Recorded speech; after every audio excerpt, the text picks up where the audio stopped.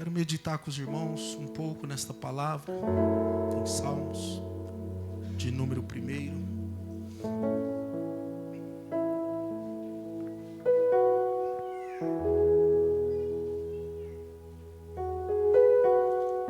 Coloca para mim no telão.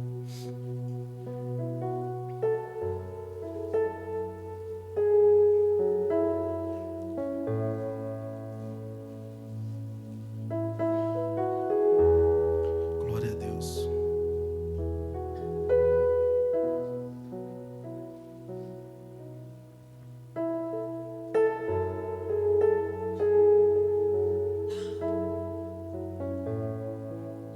Vamos ler o primeiro versículo.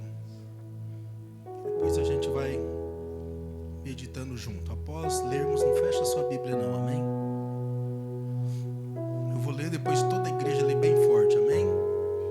Bem-aventurado o homem que não anda segundo o conselho dos ímpios, nem se detém no caminho dos pecadores, nem se assenta na roda dos escarnecedores.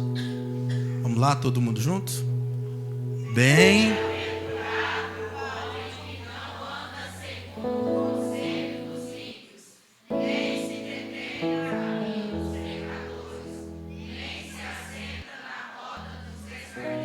Verso 2, todo mundo junto.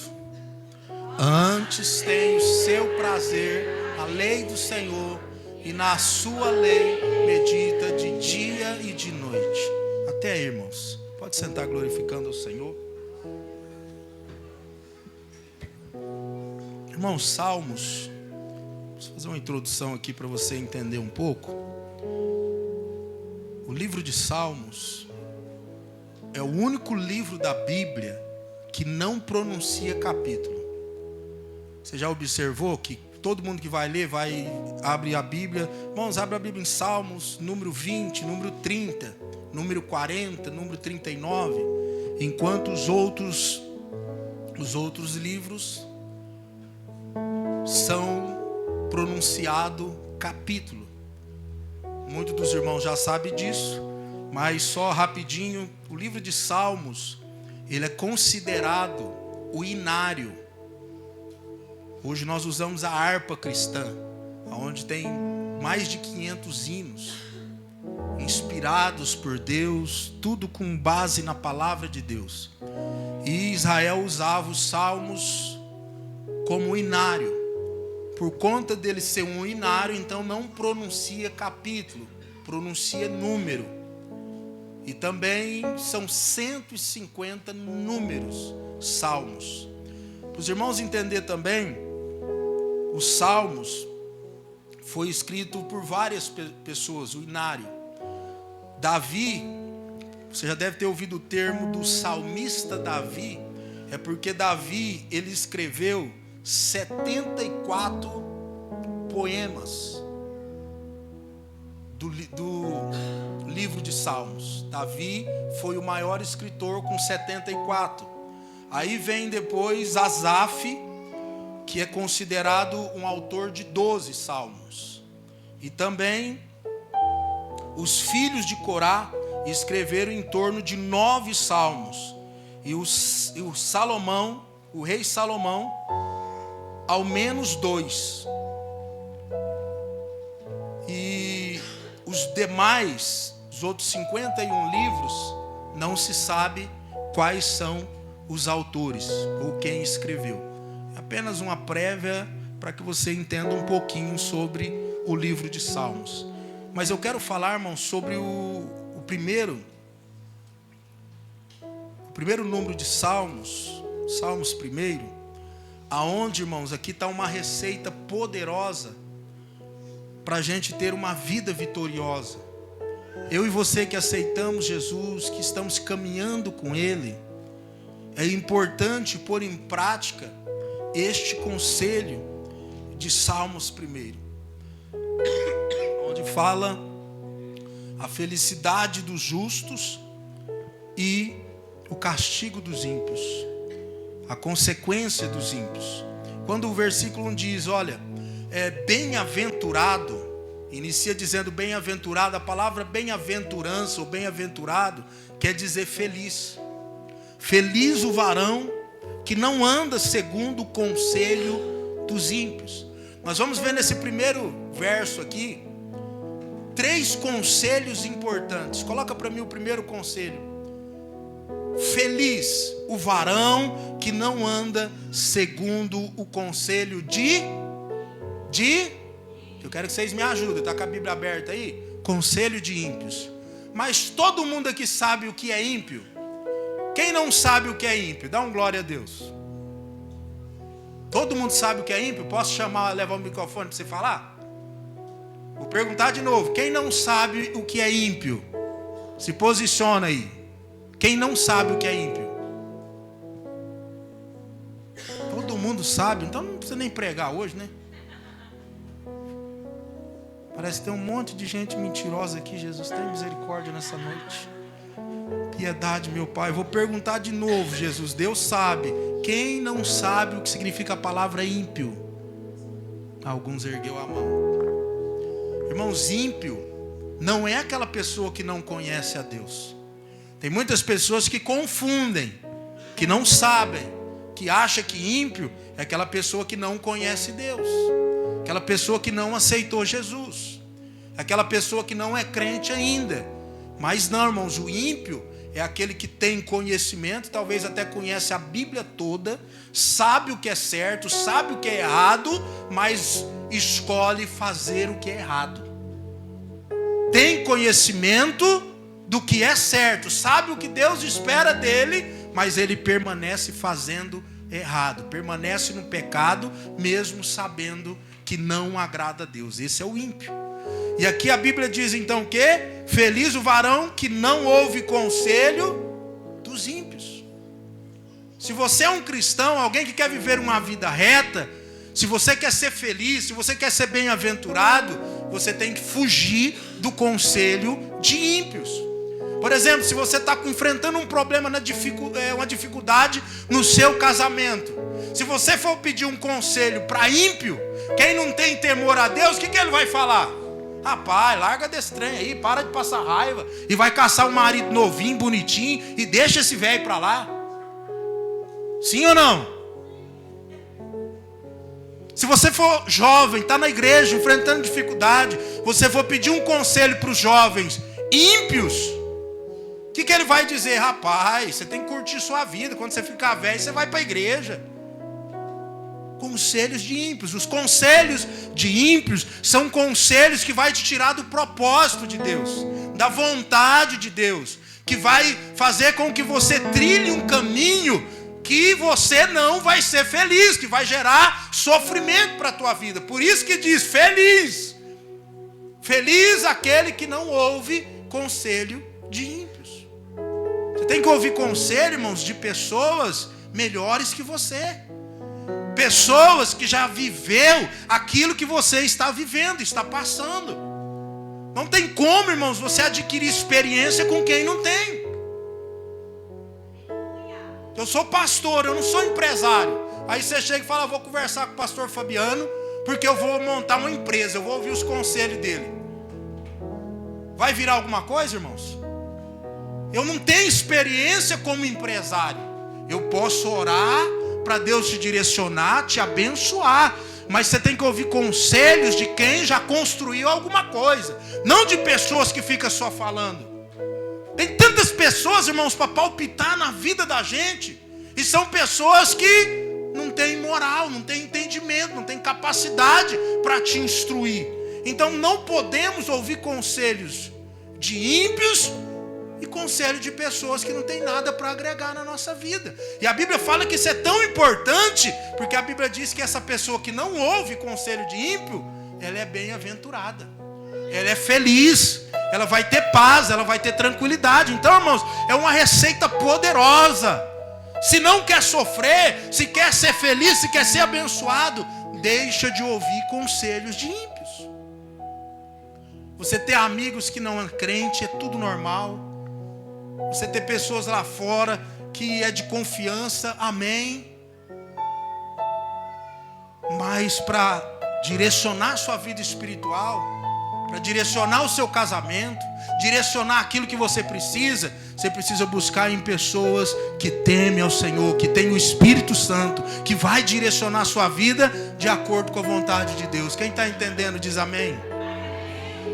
Então, irmãos, é uma escolha. Na nossa vida, a maioria das coisas são escolhas. Eu escolho sofrer ou eu escolho não sofrer. Se você escolher seguir esse conselho, a Bíblia diz que você não vai sofrer, você vai ser feliz. O segundo conselho do verso 1 aqui, então o primeiro, não ouvir conselho de ímpios. E aí, o segundo, não se detém no caminho dos pecadores. O segundo conselho, irmãos, é você não manter no caminho de pecadores. Eu volto a dizer aqui, irmãos, quando a gente fala não andar no caminho de pecadores, não significa fazer igual alguns fazem, que eles passam a servir a Deus, aí ele já rejeita os amigos do trabalho, porque os amigos não é crente, ele rejeita a família, já não vai mais almoçar com a família, despreza todos que estão à sua volta. Não, irmãos, não é isso que a palavra diz, não. Se você é o único cristão da sua família, você vai continuar sendo um exemplo para eles, mas te convida para o aniversário, você vai lá, mas não mais como aquele velho homem, mas agora como um cristão, como um homem de Deus, como uma mulher de Deus. Vai estar junto, vai estar apoiando. O que você não vai fazer, irmãos, é trilhar os caminhos errôneos que eles trilham, que é o que a palavra diz: não se deter no caminho dos pecadores, caminhos de pecados. Tem que ter uma diferença, irmãos. E por isso que a Bíblia não aconselha. Por exemplo, se alguém te convida para um lugar onde vai ter só bebedeira e churrasco, só farra, é um caminho que agrada a Deus ou não? Sim ou não? E se é um aniversário e tem bebida da sua família? Você vai lá, participa do aniversário, acabou, vai embora. Casamento, mesma coisa. Não significa que você não tenha que participar. Então tem coisa que você vai lá e tem coisa que é um caminho que não é para você estar nele. E é isso que precisamos entender, irmãos, que a Bíblia diz que feliz é aquele que não detém no caminho dos pecadores. Não tem como, principalmente um jovem, por exemplo, um jovem está aqui na igreja e depois ele está lá numa discoteca, numa farra, junto com amigos bebendo, empinando moto, fazendo só coisa que não agrada a Deus. E aí tem gente que ainda usa o termo e diz: não, pastor, mas eu estou lá porque eu vou ganhar minha namorada para Jesus. Não, eu estou lá porque... Não, irmãos, a Bíblia é muito clara: não deter no caminho de pecadores. É um caminho de pecado? É um caminho que desagrada a Deus? É um caminho que vai entristecer o Espírito Santo? Meu amigo, vai lá. Esse aí eu não vou, não. No aniversário eu vou, no casamento eu vou, uma festinha que você não vai se envolver, você vai, mas se for um caminho de pecado, você não vai. Tem que fazer diferença, porque a palavra diz que você vai ser feliz se não se deter no caminho deles. Eu já fiz a experiência aqui da cadeira, irmãos. Quando a gente põe uma cadeira aqui, o cristão está em cima da cadeira. Aquele que está no mundão de pecado, ele está embaixo. E aí, o que está em cima tenta pegar o que não é crente e põe em cima da cadeira. E o que está embaixo tenta derrubar o da cadeira. Qual que é mais fácil? Derrubar, irmãos. Porque nós, como cristãos, nós já entendemos que temos uma luta constante contra a carne. Porque a carne só nos leva a fazer coisas que satisfaz os nossos desejos humanos, carnais, mas que desagrada a Deus. A nossa carne quer o quê? Prostituir, adulterar, beber, fumar, fornicar.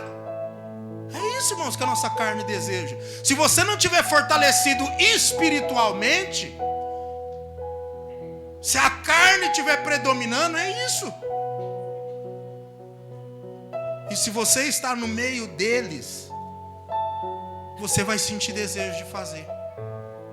E todos nós, eu estava dizendo para alguém semana passada, todos nós temos uma cerca baixa. O que é a cerca baixa? É uma área que nós somos mais frágeis. Tem pessoas que estão aqui, que a luta dele constante, ele bebia muito. Se ele vê um copo de cerveja, ele tem desejo de tomar. É a cerca baixa dele. Tem homem que não aguenta ver uma mulher, irmão. É casado, tem uma mulher maravilhosa, mas ele vê uma mulher bonita, chega a quase quebrar o pescoço. A cerca baixa de alguns é a mulher. E assim vice-versa, irmãos. Cada um tem a cerca baixa. Eu tinha um amigo, irmãos, que ele tinha aceitado Jesus há muitos anos atrás, em Paranaíba. E ele tinha o hábito de roubar. Ele roubava coisas pequenas. E é um trem terrível, irmãos, que domina a vida da pessoa. O pecado é algo que domina, vicia, te domina. E eu lembro que ele estava fugindo da polícia porque havia roubado umas coisas, estava num sítio, uns 30 quilômetros da cidade. O pai dele chamou eu para ajudar a pintar uma casa. A hora que eu chego, olha o filho dele lá escondido. Passou a semana toda. Aí o menino falou, eu vou para a cidade hoje. Era um fim de semana. Era de bicicleta e nós veio. 30 quilômetros de bicicleta. Chegamos na cidade, uma fome danada. Ele falou, vamos passar ali e comprar um pão, alguma coisa. Eu falei, vamos. Aí cheguei na padaria, pedi. E eu vi que ele sumiu. Pediu pão, uma rosquinha, não lembro. Olha que eu olho, ele tinha abrido o coisa da geladeira. De sorvete, abriu. Aí deu uma olhadinha para um lado, para o outro. Aí eu já cheguei nele e falei, rapaz, você tá doido, moço? A polícia está te caçando e você querendo roubar a trem aqui, ó. Aí ele já ficou veiaco, chegou perto de mim, eu comprei os trens, saí para fora, já danei com ele tudinho. Falei, rapaz, você já está complicado, você quer complicar eu também? Você é doido? O problema, às vezes, você está andando no caminho de pecadores. E aquele ditado que todo mundo fala, né? Que me diga com quem tu andas que eu sei quem tu és. Talvez você nunca fez nada de errado. Você foi na casa do amigo que está usando droga. Você está só com ele ali, a polícia chegou. Já era, sim ou não? Até você explicar que nariz de porco não é tomada, meu filho, você já levou muita lambada. E aí eu fui conversar com esse amigo. Eu falei, rapaz, você está doido, não sei o quê. Ele falou, rapaz, eu vou falar para você, é um trem que quando eu vejo, eu já estou fazendo. Um trem que me domina. É mais forte do que eu. Então, irmãos, a gente entende que todos nós temos a cerca baixa, algo que tem mais tendência, caminho que nós temos mais tendência de errar, coisas que é mais fáceis de nós fazermos, e por isso tem que fortalecer o nosso espírito, porque senão a carne predomina. Então nós temos que evitar de andar com pessoas que já estão no caminho de pecado, só praticando pecado. O terceiro conselho desse versículo, também não se assentar na roda dos escarnecedores. É o terceiro conselho. Não assentar na roda dos escarnecedores. Escarnecedor, irmão, a palavra já diz, aquele que escarnece, aquele que zomba da sua fé, zomba do que você acredita, zomba das outras pessoas, só fala mal de todo mundo, só critica todo mundo, ninguém é bom. Não se assentar nessas rodas, irmãos. Então, se ouvir esses três conselhos, primeiro a Bíblia diz que é feliz. Aí quando a gente vai para o versículo 2, diz assim: antes tenho o prazer na lei do Senhor, e sua lei medita de dia e de noite. Então aqui está dizendo o quê? Feliz o que não anda no conselho de ímpios, não detém no caminho de pecadores, não se assenta na roda dos escarnecedores. Então essa pessoa vai ser feliz. Então está dizendo para você não fazer nada disso. Pelo contrário, você ter prazer de meditar, de ouvir e meditar todos os dias na palavra do Senhor. Não é lidar com os amigos, não é estar com os escarnecedores, não é estar no caminho de pecado, melhor dizendo, caminho de ímpio, mas deixar isso e meditar na lei do Senhor, meditar na palavra, o que Deus quer de mim, o que a palavra me ensina, o que a palavra me instrui, como que eu tenho que proceder como marido, como que eu tenho que proceder como filho, como que eu tenho que proceder como esposa, porque a palavra de Deus, irmãos, aqui tem palavra para tudo, tem resposta para tudo, tem orientação para todas as áreas da sua vida, casamento, finanças, como educar filhos, como honrar pai, como proceder com o pai, tem tudo aqui, irmãos, tudo você precisa estar aqui. E a Bíblia diz que ao invés de ficar no caminho de pecadores, ouvindo conselho de ímpio, no meio dos escarnecedor, larga disso e vai para a palavra, medita na palavra, que é ela que vai te dar a direção certa. Amém? E aí o versículo 3 diz que se você não assentar, se você não fazer nada do que nós falamos aí, e meditar na palavra de Deus, agora vem um agir de Deus, um mover de Deus sobre a sua vida. Olha o versículo 3. Então se você não ouve conselho de ímpio, não anda no caminho de pecadores, não assenta na roda dos escarnecedores e medita na lei do Senhor dia e noite, o que vai acontecer? Você vai ser como uma árvore plantada junto a ribeiro de águas, a qual dá o seu fruto na estação própria e cujas folhas não caem, e tudo que você fizer prosperará. Então o primeiro versículo e o segundo é a atitude sua, é decisão sua. Você decide deixar as coisas que não agradam a Deus e meditar na palavra de Deus. Aí agora Deus olha e fala: agora por causa da sua atitude, eu vou te abençoar em tudo que você fizer.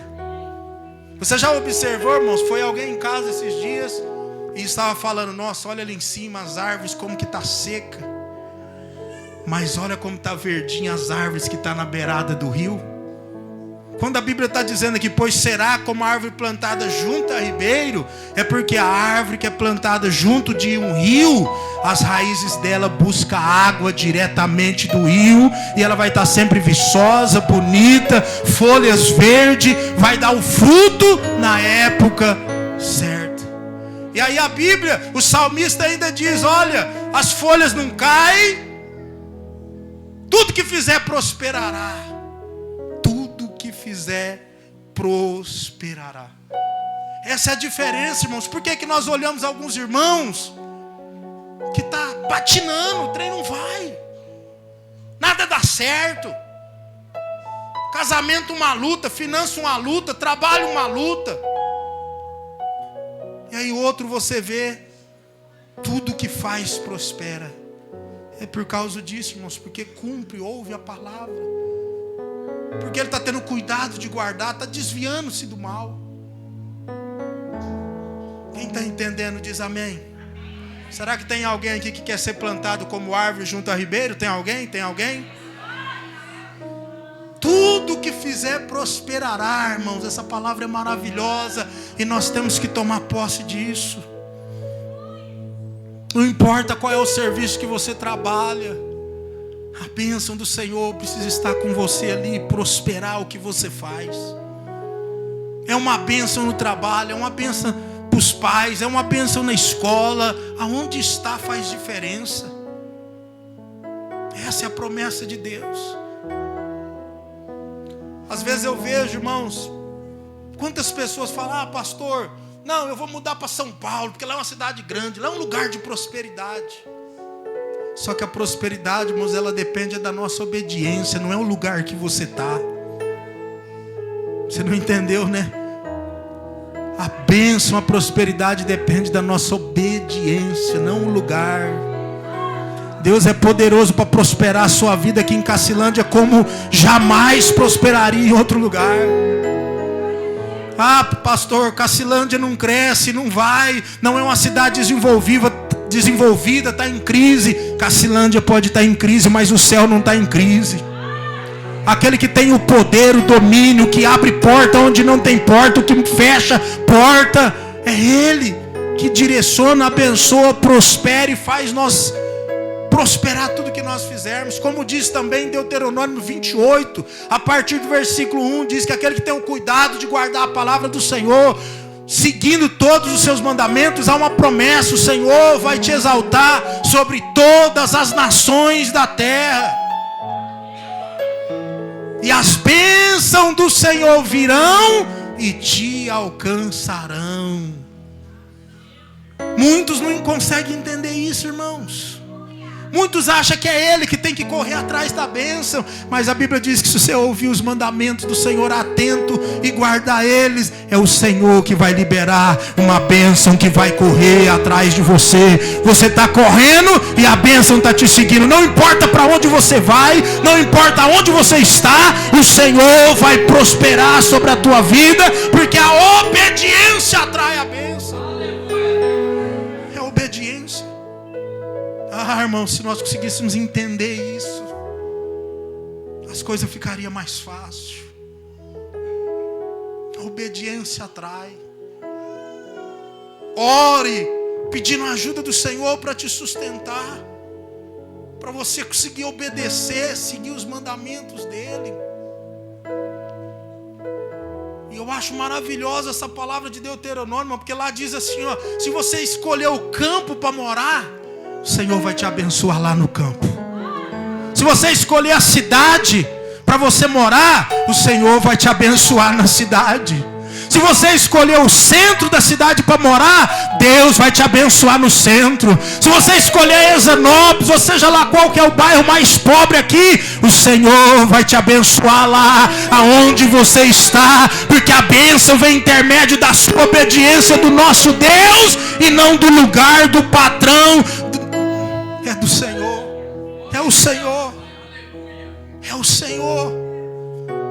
Abra sua mão aí que eu quero profetizar nessa noite em nome de Jesus. Abra assim, ó, forma de conchinha para receber. Eu quero profetizar em nome de Jesus a partir de hoje. Se você não está prosperando no teu trabalho, vai prosperar no teu trabalho. Vai ter diferença. O negócio vai fluir, porque a bênção do Senhor vem para você, para a sua vida, e Ele vai te honrar lá onde você estiver. Ele vai te honrar. Tudo quanto fizer prosperará. Tudo. Eu quero que você tome posse desta palavra, irmãos. Eu vou encerrar agora. Eu quero que você tome posse dessa palavra para a sua vida. Constantemente você vai orar, pedir a ajuda do Senhor para se manter uma vida de obediência, agradando Ele, caminhando com Ele. Geralmente a gente faz curso de batismo e as pessoas falam: pastor, mas eu vou batizar, e agora? Meu Deus, e se eu pecar? Não vou batizar não, porque vai que eu peco depois. Irmãos, você não batiza para ficar santo, você batiza para começar uma nova vida com Cristo, seguindo os passos dele, aprendendo todo dia como agradar o seu mestre. Todo dia aperfeiçoando, todo dia melhorando, todo dia. Todo dia eu preciso ser um esposo melhor. Todo dia eu tenho que lutar para ser um pai melhor. Todo dia eu tenho que lutar para ser um servo melhor. Todo dia. E a minha luta é comigo mesmo. A sua é com você mesmo. Hoje o mundo fica em uma disputa, né? Um querendo ser melhor que o outro. Um quer um carro melhor que o outro. Um quer uma casa melhor do que o outro. Não, irmãos, viva a sua vida. Respeite os limites. E tudo ao seu tempo, irmãos. Talvez tenha um casal aqui que já conquistou muitas coisas. Está 10 anos, 15 anos casado. Aí alguém casou, está com um ano, olha e fala: caramba, irmão, o Salles já tem até a casa própria dele. Meu Deus, eu também quero. Respeite o tempo, valorize o que você tem. Valorize o que você tem. Lute para você ser melhor a cada dia. Mas é melhor do que você foi ontem, não é melhor do que os outros, não. Lute constantemente para ser um funcionário melhor, para ser um esposo melhor, um filho melhor. Todo dia lute para ser melhor. Todos os dias. E eu finalizo, irmãos. Às vezes, quantos de nós aqui já fomos desvalorizados por patrões? lugares que você trabalhou, por amigos, talvez até familiares, nos desvaloriza. E às vezes a gente quer deixar de ser bom, a gente quer deixar de fazer a coisa certa, às vezes a gente quer deixar de fazer o nosso melhor. Mas eu encerro dizendo, irmãos, faça o seu melhor em tudo que você fizer. Seja a melhor esposa, seja o melhor esposo, seja o melhor funcionário, seja o melhor liderado no meio dos jovens, seja a melhor liderada no meio das mulheres. Porque a Bíblia diz assim, irmãos, tudo que fizer, faça como se estivesse fazendo para Deus. Você não entendeu? Vou falar de novo. Tudo que você fizer, tá lá trabalhando no serviço, patrão passando raiva, colega perseguindo, mas faz o seu melhor, porque você está fazendo para Deus. E sabe por que a palavra diz isso? Que tudo que você fizer, faça como se estivesse fazendo para Deus. Porque a sua recompensa não vem do seu patrão. Seu patrão não vai te valorizar como você merece. Talvez o pai e a mãe não vai te valorizar como você merece. Talvez seus filhos não vai valorizar como você merece. Mas Ele vai. Ele vai valorizar. Ele vai recompensar. Ele vai te socorrer. Ele vai dar vitória na hora que você precisa. Não é seu amigo que você ajudou tanto que vai te ajudar na hora que você precisa. É Deus que vai enviar às vezes alguém que você nem conhece, nunca viu, para te ajudar. Então faça com excelência. Para Ele. Para Ele. Se coloque de pé.